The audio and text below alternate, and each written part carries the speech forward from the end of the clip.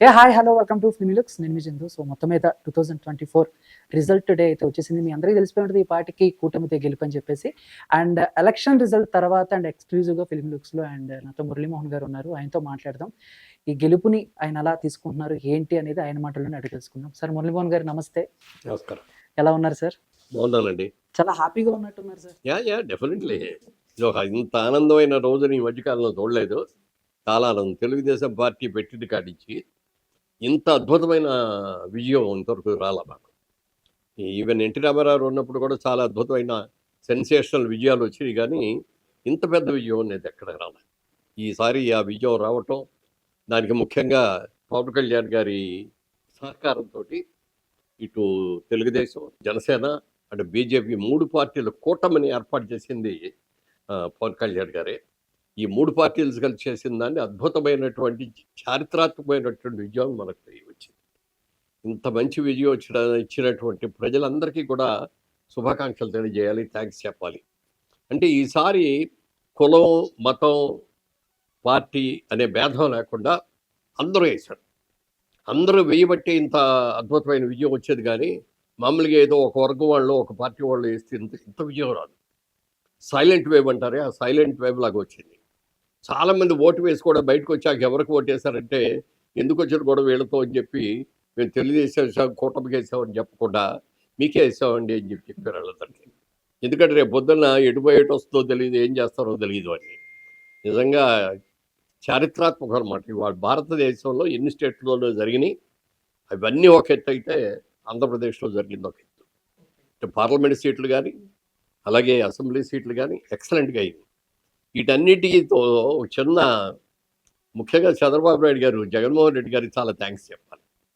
ఎందుకనంటే ఆ రోజు జగన్మోహన్ రెడ్డి గారు అర్ధరాత్రి పూట వెళ్ళి చంద్రబాబు నాయుడు గారిని అరెస్ట్ చేయడానికి ట్రై చేయటం, 24 గంటలు ఎక్కడికి తీసుకెళ్ళిన కారులో ఇటు అటు తిప్పటం, తర్వాత తీసుకెళ్ళి జైల్లో పెట్టడం, 2-3 నెలల దాకా జైల్లోనే ఉండటం, దానితో విపరీతమైన సింపతి వచ్చేసింది.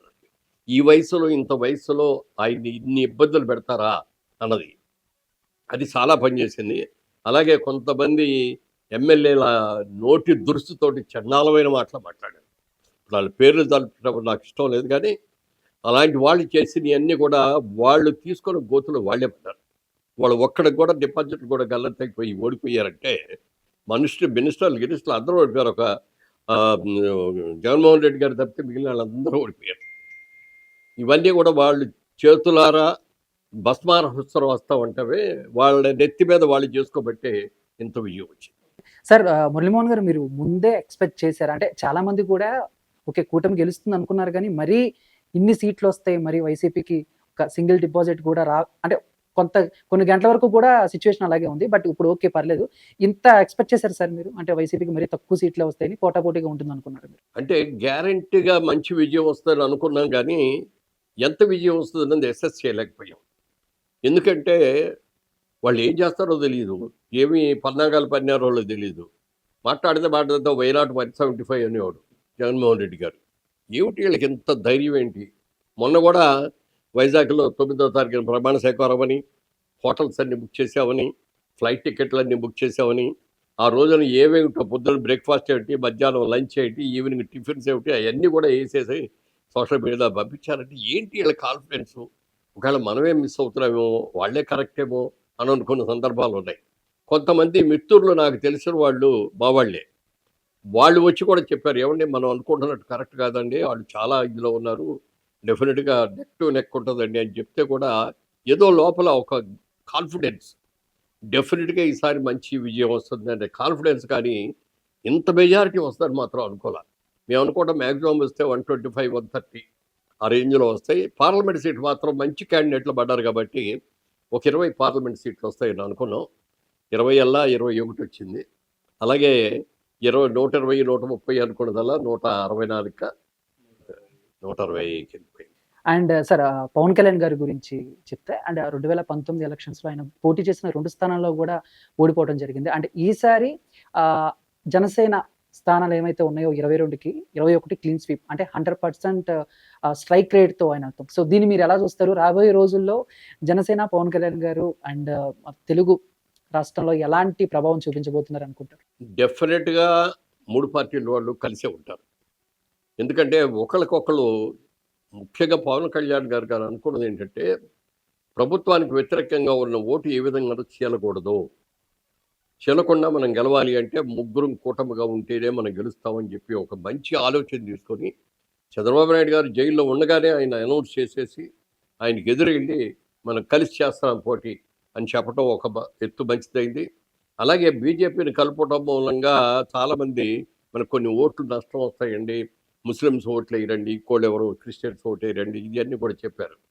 ఏది నిజమైనా కూడా బీజేపీ కలవటం మూలంగా వాళ్ళెవరో లా అండ్ ఆర్డర్ని ఎవరో కూడా తప్పు పట్టించలేకుండా ఉన్నారు. లేకపోతే అసలు ఎన్ని గొడవలు జరిగాయో, ఎన్ని ఘోరాలు చేసేవారో, ఎన్ని కొట్లాటలు జరిగాయో, ఎన్ని మర్డర్లు జరిగాయో కూడా తెలియదు. అన్ని చేసి ఉండేవారు. వాళ్ళ ఏమి లేకుండా ప్రశాంతంగా ఎలక్షన్స్ జరిగినాయి, మంచి సీట్లు వచ్చినాయి, అందరూ హ్యాపీ. ప్రతి వాళ్ళు వీళ్ళు వాళ్ళు అని కాదు, అన్ని కులాల వాళ్ళు, అన్ని మతాల వాళ్ళు, ఆడవాళ్ళు, మగవాళ్ళు అందరూ కూడా చాలా హ్యాపీ. ఇంత హ్యాపీగా ఉండటం మూలంగా మరి సెంట్రల్లో కూడా బీజేపీ అక్కడ కూడా కూటమి గెలుస్తుంది కాబట్టి, ఎన్డీఏ గవర్నమెంట్ వస్తుంది కాబట్టి డెఫినెట్గా రాబోయే రోజుల్లో మనకి మోడీ గారి అవసరం ఎంత ఉందో మోడీ గారికి మన అవసరం కూడా అంతే ఉంది. అలాగే పవన్ కళ్యాణ్ గారికి మన అవసరం ఎంత ఉందో మనకి పవన్ కళ్యాణ్ గారు కూడా అంత ఉంది. ఈ ముగ్గురు కలిసి ఉన్నారు కాబట్టే మూడు పార్టీలు కలిసినప్పుడు జనరల్గా పార్టీ నాయకులు కలుస్తారు కానీ కార్యకర్తలు కలవరు అంత తేలిగ్గా.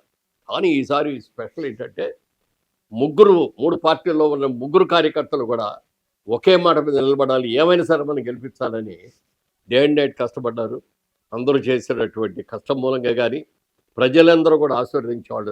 ఎందుకంటే రాష్ట్రం ఎంత దెబ్బతినిపోయిందో, ఎంత అభివృద్ధికి చోటు చేసుకోకుండా ఇదైపోయిందో ప్రజలందరూ కూడా గ్రహించారు. పైగా వీటన్నిటికంటే మించి అమరావతి లాంటి ఒక అద్భుతమైన క్యాపిటల్ని చేస్తాను అంటే ఈయన 3 రాజధానులు అని చెప్పి ఎక్కడ ఒక్కచోట కూడా ఒక్క ఇటుకు కూడా లేపలేదు రాజధానుల పేరుతో. అలాగే పోలవరం ప్రాజెక్టు ఉంది, ఆ ప్రాజెక్టును కూడా పూర్తి చేయలేకపోయాడు. మరి ఇవన్నీ కూడా జరుగుతాయి.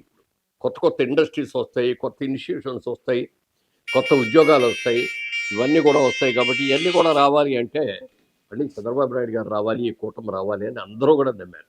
సార్ అంటే స్పెషల్గా వైసీపీలో కొంతమంది మంత్రులు ఎవరైతే ఉన్నారో వాళ్ళని ప్రజలు పనిగట్టుకుని మరి ఓడించారు అని చెప్పేసి చాలా మంది అంటున్నారు. మీరేమంటారు సార్? వాళ్ళ నోటితోనే నా పని చేసింది, ఇష్టం వచ్చినట్టుగా వాగేశారు. ఏదైనా వాగటానికి కూడా ఒక పద్ధతి ఉండాలి కదా, ఆ పద్ధతి లేకుండా నోటుకు వచ్చినట్లా వాగేసి ఇలాంటి వాళ్ళకి ఎట్లా గట్టిగా బుద్ధి చెప్పాలి అని ప్రజలందరూ అనుకున్నారు. చాలా సైలెంట్గా ఎక్కడ బయట పడకుండా, ఎక్కడ ఎక్స్పోజ్ కాకుండా, ఎవరన్నా మీలాంటి పత్రికా వాళ్ళు వచ్చేసి ఏమండి మీరు ఎవరు కొట్టేశారు, ఎవరు గెలుస్తూ ఉంటారు అన్నప్పుడు కూడా వాళ్ళను మనసులో ఉన్న భావం చెప్పకుండా లేదా వైసీపీ గెలుస్తాను ఇంకోళ్ళను అన్నారు. అందుకే ఎక్కడ కూడా అన్ని పార్టీల వాళ్ళు కూడా ఈ రిజల్ట్ని ఎక్స్పెక్ట్ చేశారు. కానీ ఇక్కడ ప్రజల్లో మనకే డౌట్లు ఉన్నాయి. ఆ డౌట్లన్నీ కూడా క్లియర్ చేసింది, అద్భుతమైన విజయాన్ని సాధించింది. జగన్మోహన్ రెడ్డి గారు చేసిన బ్లండర్ మిస్టేక్ ఏంటంటే మురళీమోహన్ గారు ఏం చెప్తారు సార్? అంటే ఈ ఎలక్షన్స్లో ఇన్ని ఓట్లు రావడానికి అండ్ ఇన్ని సీట్లు మాత్రమే పరిమితం అవడానికి వైసీపీ ఆయన చేసిన అతిపెద్ద తప్పు అంటే మీరేం చెప్తారు? అమరావతి అనే రాజధానిని అద్భుతమైన నగరంగా తీర్చిదిద్దాలని దాదాపు జపాన్ వాళ్ళతోటి, సింగపూర్ వాళ్ళతోటి, మలేషియా వాళ్ళతో కూడా ఇంజనీర్లందరినీ కూర్చోబెట్టి చాలా అద్భుతంగా ఒక ఇంటర్నేషనల్ సిటీ లాగా చేద్దాం అనుకున్న సిటీని, ఇదే సిటీని డెవలప్ చేస్తే చంద్రబాబు నాయుడికి పేరు వచ్చేస్తుంది, మనకేం పేరు వస్తుంది అని చెప్పి ఇక్కడ క్యాపిటల్ లేకుండా చేసి 3 క్యాపిటల్స్ అని పెట్టి చేశారే, అది చాలా చాలా తెలివి తక్కువ పని. ఎందుకంటే ప్రజలు ఒక్కసారి అని మీరు అన్నందుకు ప్రజలు అంత చైతన్యంతో మీకు అంత పట్టం కట్టినప్పుడు ఎంత అద్భుతంగా చేయాలండి. మీరు నిజంగా కరెక్ట్గా చేస్తున్నట్టయితే ఇవాళ రోజున మీకు ఎంత అద్భుతమైన విజయం వచ్చేది. ఇది రాలేదు అంటే ఇదంతా మీరు చేతకాని పని, మీరు చేసుకున్న తప్పు ఇంకోటి కాదు. అండ్ ఇప్పుడు కూటమి అధికారంలోకి వచ్చింది అండ్ మీరు పవన్ కళ్యాణ్ గారిని ఏ పదవిలో చూడాలనుకుంటున్నారు? అంటే చాలా మంది బయట అనుకుంటున్నారు ఇప్పటికే, అండ్ హోమ్ మినిస్టర్ కానీ లేకపోతే డిప్యూటీ సీఎం కానీ ఇస్తారు అది అని మురళీమోహన్ గారు ఏం చెప్పారు? అది ఇప్పుడప్పుడే ఏం డిసైడ్ అవ్వదండి. ఎందుకంటే ప్రమాణ స్వీకారం అవ్వాలి, అయిన తర్వాత అందరు కలిసి కూర్చొని ముగ్గురిని సాటిస్ఫై చేయాలి. 3 పార్టీల వాళ్ళు కూడా సాటిస్ఫై అవ్వాలి. ఎవరికి ఏ అర్హత ఉందో ఆ పార్టీని. Thank you so much sir. Thank you sir.